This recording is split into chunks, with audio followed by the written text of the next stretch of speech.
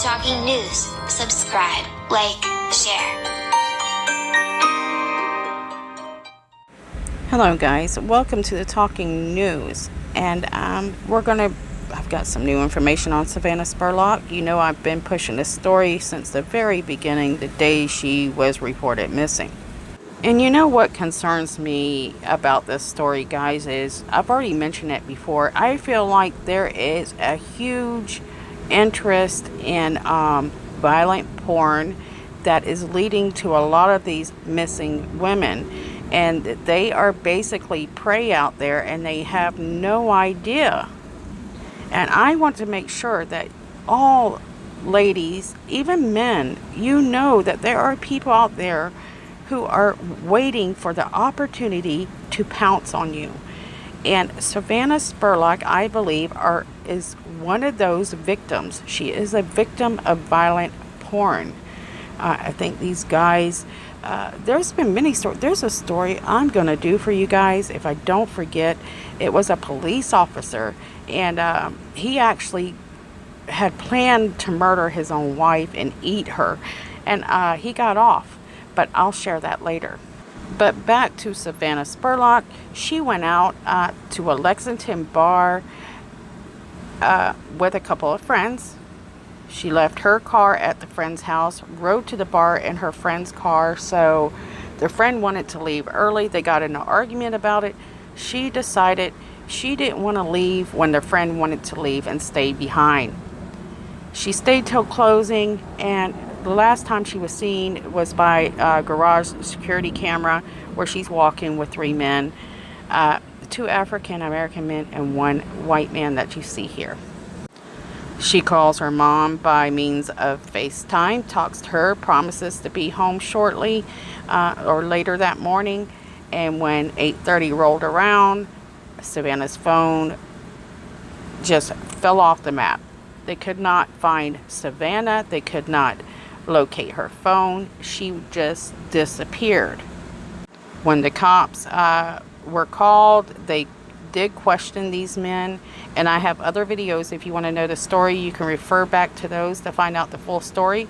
But right now, where we're at is many months later, we're still searching for Savannah. We cannot find her, and there are many volunteers out there. Her family is very worried, very devastated.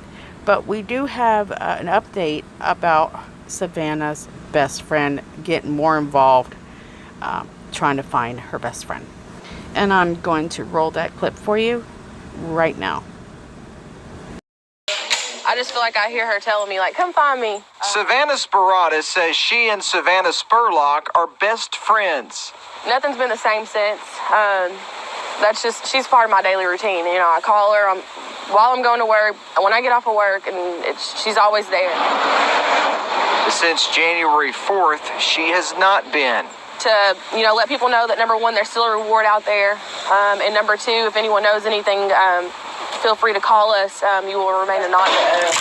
The plastic tape and paper, they're passing out 300 flyers, all of them begging this community for answers as to what happened January 4th and why. Have you guys heard anything about this? Yeah, we actually follow it, so oh yeah. Every day we're like curious, just getting on and seeing, because it's close to home. So. It's been the talk of several towns, but here in this town, the belief is that there are still answers to be uncovered. Yes. She was last seen at a location here in town in Garrett County.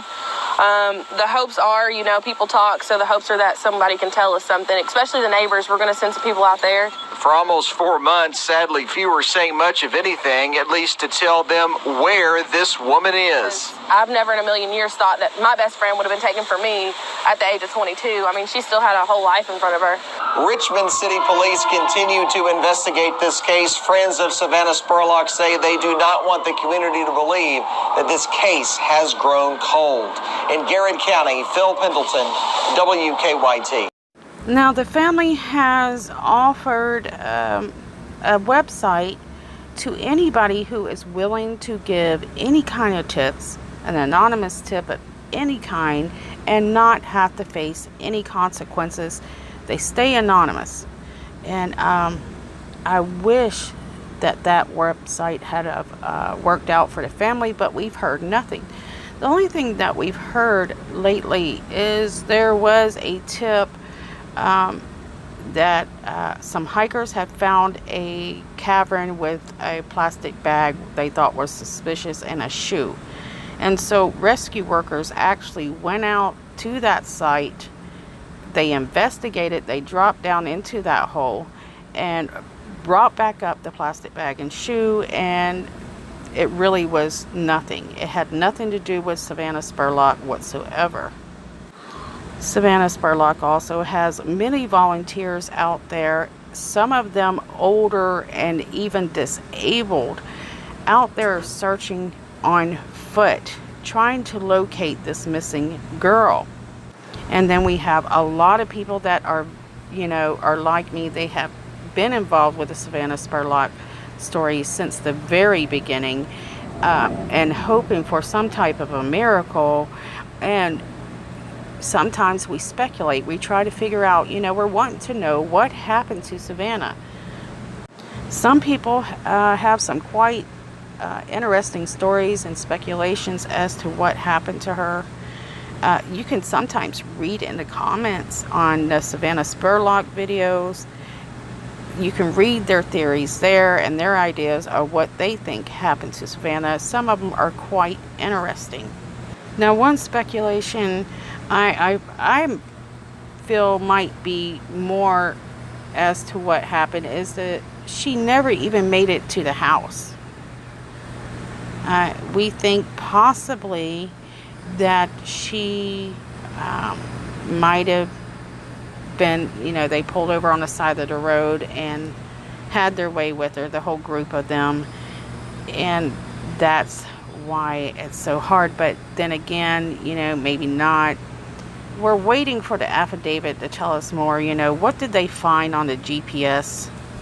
What did her phone say? Did they could, I guess, dumped her out there on the side of the road somewhere, maybe brought her phone and belongings back to the Sparks house out there in Garrett County and shut it off and disposed of it from there.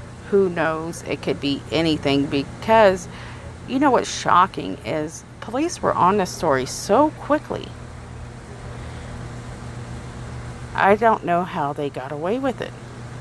I really don't. Maybe they didn't do anything with her. Maybe she did leave the house and somebody picked her up. We just don't know. But we are hoping that the truth comes out. And meanwhile, I'm making these videos to keep her face out there, and while trying to keep it interesting as well. And that's hard to do sometimes. But I wanted to share this information about her best friend getting out there looking for Savannah. I think it's a great thing to see that people do care about each other still, and I hope everything turns out for this family. We're still, like I said, hoping for a miracle. So I'm going to go ahead and close this out for now and say thank you so much for watching. Please subscribe. Thank you so much for watching. See you soon.